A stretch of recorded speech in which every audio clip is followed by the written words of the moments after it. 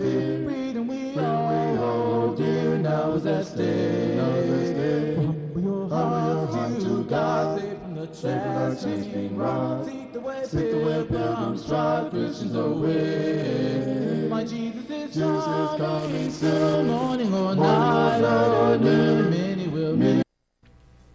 Thanks for sharing your time with us. We are going to learn something today because we've got a repeat guest. She's been here before, Karla West, and she is a spokesperson for the Davidson County Sheriff's Department. And Karla, glad to have you here. Thank you, Lytle. Thank you for having me again. You are a good guest. Thank and you. I am always proud to have you because you can talk. Well, I appreciate you having me back. As a spokesperson, I should be able to, so, What makes a good show is when the guest does the talking and I don't. So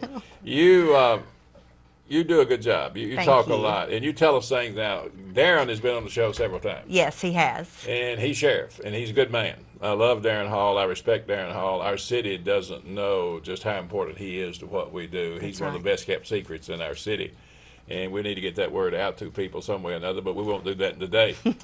I don't know what questions I need to ask you, but I want you to just take off and talk. But I want you to start with this, if it's a fair question. Sure. What does the city of Nashville, Davidson County, metro government, what do we need to know about our sheriff's department that we don't know?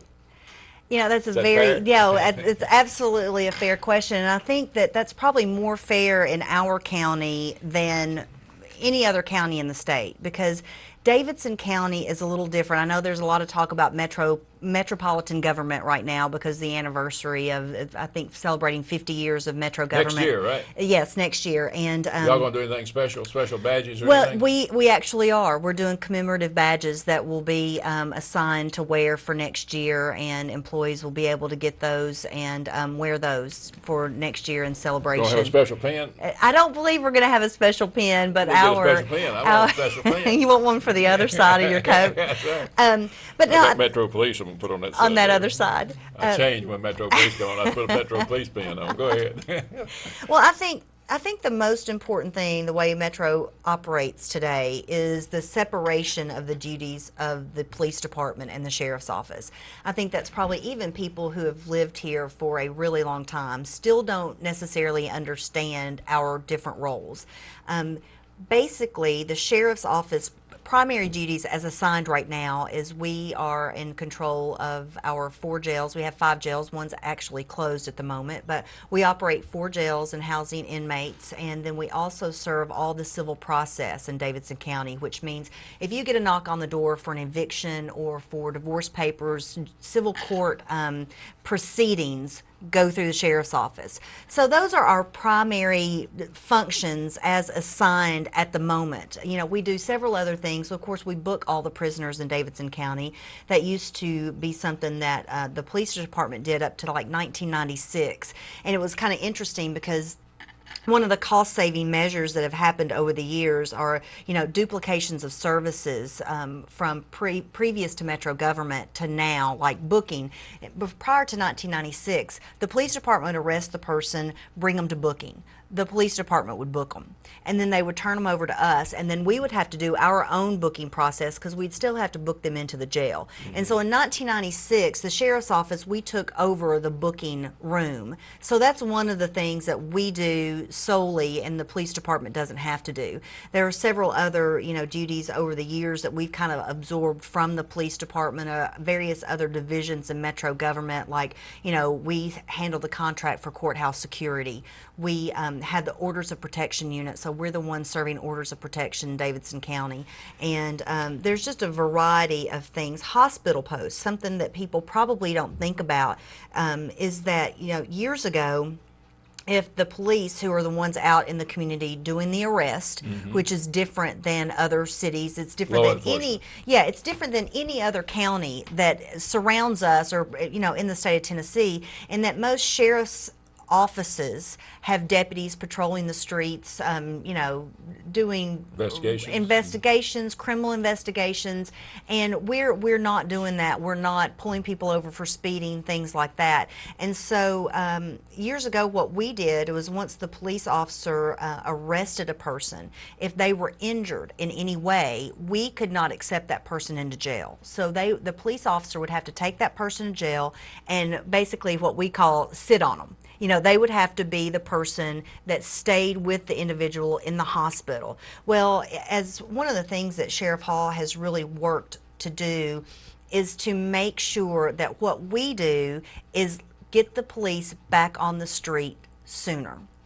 So what we did is we took over the hospital posts.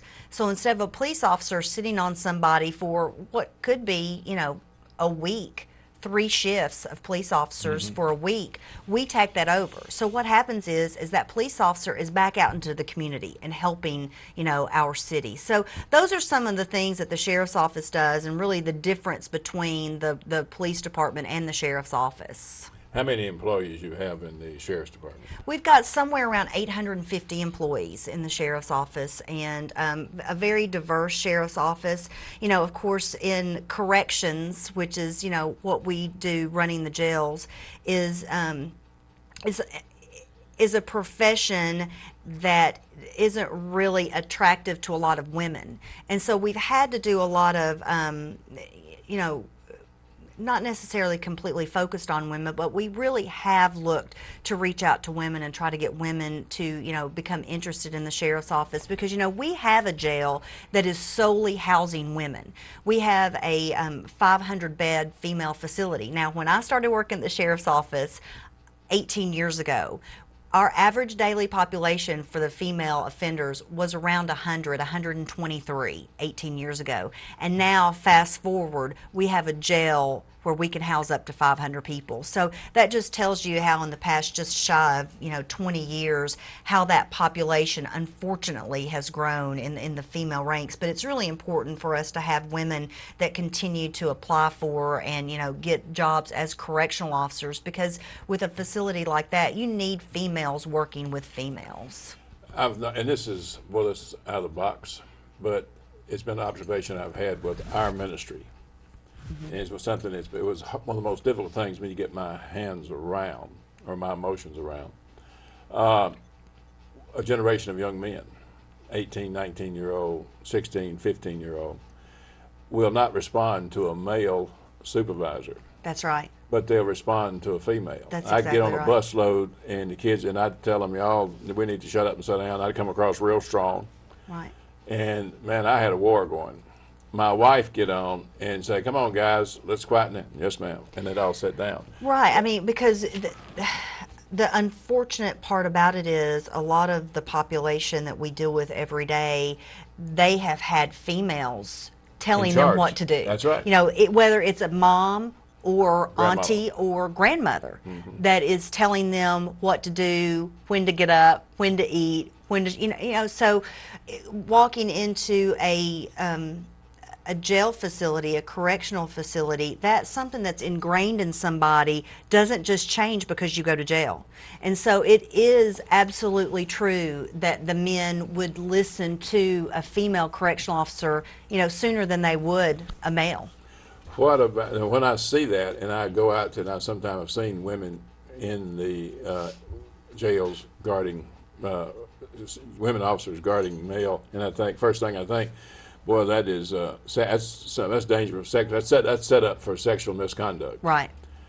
Didn't see it, but Right. I know that the guys would respond to them better. And when I talk to them, oh yeah, Miss So and So, she'll do this, she'll take care of it in a very positive way. Where do y'all get your training? Who trains your people? Do you do that in-house, or do you bring in professionals for that? We do it in-house. And you bring up a great point as far as sexual misconduct. And look, it's a correctional facility, and there is not one correctional facility in the country that doesn't have to deal with inappropriate, relationships or things between, correctional officers and inmates. But it's something that the sheriff's office, we take extremely serious. I mean, it's a zero tolerance. We don't deal with it. But, what we have tried to do is, and going back to the training, we actually have one of the only correctional facilities or correctional training facilities of our kind in the country. Really? Yes, that's accredited by the American Correctional Association. And so most sheriff's offices in the state, they have to take TCI, it's a Tennessee Corrections Institute. They are the ones who train correctional officers throughout the state of Tennessee. Well, we are certified. We have certified trainers, and we are an accredited training facility. So all of our correctional officers go through, I think it's about 5-6 weeks of training prior to going into the facilities. And is that out on the Donaldson Pike? no, that's the Tennessee Law Enforcement Training Academy for the law enforcement, Okay. For investigating crimes. No, now Metro Police Department, they have their own training academy as well. And I went out there for police. That's out on somewhere. I went out there to Off one of y'all Kings Lane or graduations. something like Yeah, that. off Kings Yeah. Lane. I went out there to one of your graduation. Now, we do have a graduation. That's where we Lebanon have our Road. graduation. Yes, we Okay. have our graduations for our correctional officers at Tennessee Law Enforcement Training Academy, but we have our own training academy where the actual training takes place. We basically have the old Metro Workhouse over off South 5th Street, Right. and used to be a jail. Used to be Yeah, the Metro I've visited Workhouse. there. I've visited in years gone by. Well, we still have like jail cells intact where we can do cell extractions, teach people how to do scenarios. What would you do if you had an inmate who, was holed up in his cell and had a weapon? We go through what would you do if you had an inmate who, threw urine on you? We try to go through these scenarios because these are real everyday correctional officer scenarios.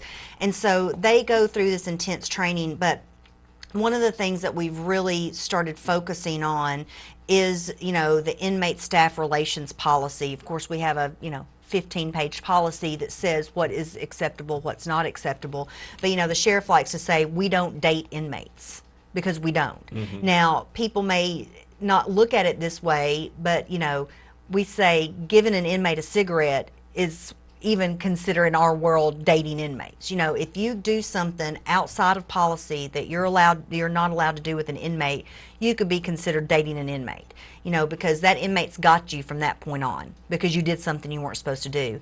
And so we've really, in the communications division, we have a videographer that works as one of our employees, and he did a really good job. We put together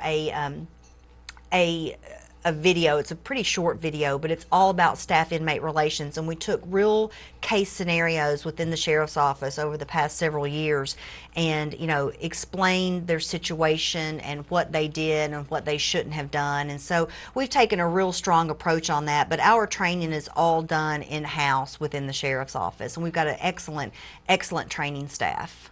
And they just do training.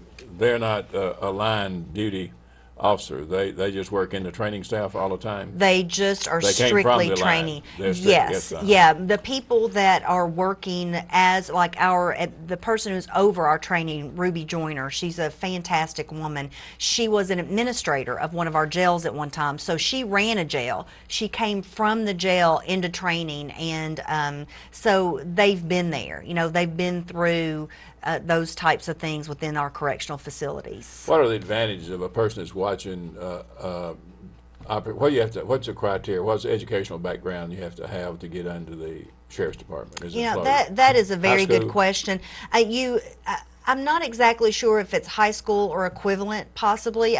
Anyone could go to our website, www.nashville-sheriff.org, and you could go to that site, and we have a link on there that will talk about the requirements and whether or not we're even, accepting applications for correctional officer. I know we do have a new class that starts November 1st, so it would be too late for someone to apply for this next class. However, I would just stay in tune with that or, you know, we also, if we're not accepting applications, you can go down to our office and fill out a card, and when we begin to accept applications, we'll drop that card in the mail and let you know that we're accepting applications again. And it's not, you know, they are civil service employees, and so Are they? yes, they are. So you have to take a test, and you have to rank in the outstanding category or possibly above. I don't know if there's a, but you at least have to rank in outstanding to be even considered, you know, for a position. There are physical fitness requirements that they have to go through as well. So Do they have a training program for the officers? Do they have to go through exercise on a weekly basis like the military would do? no, we do not. We do not have that. We don't have an ongoing physical fitness training, you know, for our correctional officers. We don't have that. Have you ever served as a correctional officer? No, I have not served as a correctional officer. I came in, like I said, 18 years ago as the spokesperson for the former sheriff, Gail Ray, and that's when Sheriff Hall was the chief deputy, and stayed on with him as sheriff Chief for the past deputy 10 means years. he's right under That's correct. Gail. Yes. You grew up in Cookeville on a farm. I did. I grew up in Cookeville, Tennessee, Can't on a milk a farm. cow. No, I cannot milk a cow. I was not much of a farm girl. Yeah, that's so what I got the impression. You just wasn't much of a farm girl. I was not much of a farm girl. As much as my dad tried, I was never much of a farm girl. So that's why I guess I'm in the city now. Did you go to school at Cookeville? I did. I graduated from Cookeville High School and went to Tennessee Tech University and got my degree there And your degree is in communications.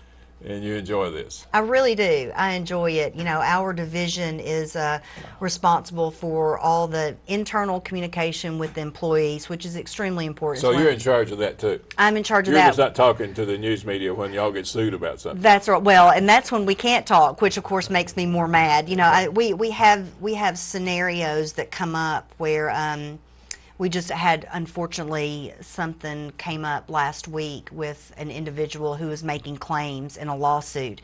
And there were a couple of issues with that. One, she had filed a lawsuit. So that pretty much means, from our attorney's perspectives, we can't talk about it at that point. That's very frustrating, because You can't defend yourself in the media. you can't defend yourself in the media, and then stories come out that are from the former inmate's perspective only.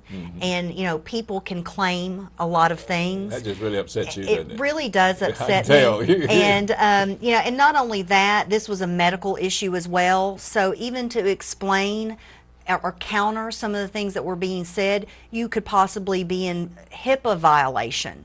So it was kind of Am I supposed to know what that means? well, HIPAA is a health care, I don't know the technical part of it, but if you discuss anyone's health care yeah. or medical conditions or anything You're in big related trouble. to health care, it falls under this thing called HIPAA laws. And so for me to even talk about it beyond the lawsuit part, for me to even be able to defend ourselves and some of the things that she was saying that was false, I would have to get into medical issues, and that would be in violation of our HIPAA laws. So, you know, it can be frustrating at times when you're dealing with people who want to be less than truthful, and you just can't say a lot about it, and that can be frustrating. As a spokesperson for the sheriff, what would your day like? I mean, you don't get up every day and come over here and talk on television. I'm proud you're here. No. What does your day look like? What would a day look like? Well, you know, it kind of depends. I think that's one of the things that keeps me around, is it really is different from day to day. Really? It really is. It's different from day to day in that, you know, different sheriff's office issues that come up. And, you know, one thing that I can say is I've been very fortunate in that Sheriff Hall has kind of put me in a role where I do more than just media. And I'm really involved in a lot of, you know, policy making kind of scenarios and meetings. And, you know, just last week, for example, my day was, we have what's called an employee retreat, and it's part of our training division, in that we have around 20 randomly selected employees who we go out to Boxwell Reservation, and the people out at Boxwell are wonderful. They give us the spot. They allow us to go out there, and it's very much a quality training at not a lot of cost.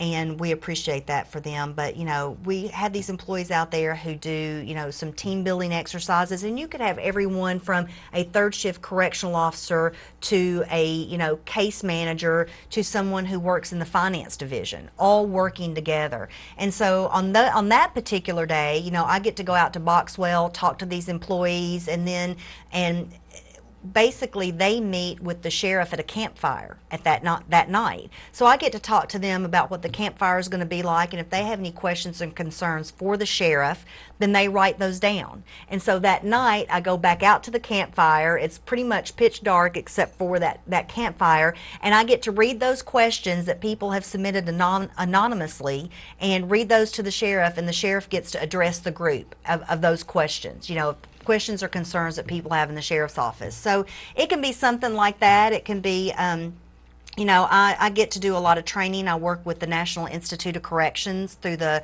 Department of Justice, and so I've been fortunate enough to work with them and do a lot of training across the country in media relations. So it's Are you a member of interesting. the? And I don't know the name of the association, but Don Aarons, he has been the chairman of it or something. The National Information Officers Association. Yes. Are you a member of that? I am not currently a member of that. I have gotten really involved in the American Correctional Association and the National Sheriff's Association, which are a couple of associations that the sheriff serves as president of the American Correctional Association, and he's on the board of directors and executive board for. Now say that again. Darren is the. He's the president of the American Correctional Association. He's the only sheriff in the organization's 141-year history, the only sheriff who served as president. But I've really gotten involved in some leadership roles and some things like that with these other organizations through the sheriff that you can only do so many things. But actually my assistant director of communication, she is a member of the National Information Officers Association. But Dawn, I know, has been a great leader of that organization for years now. It is so important to me as a person in the public out here when something major goes down.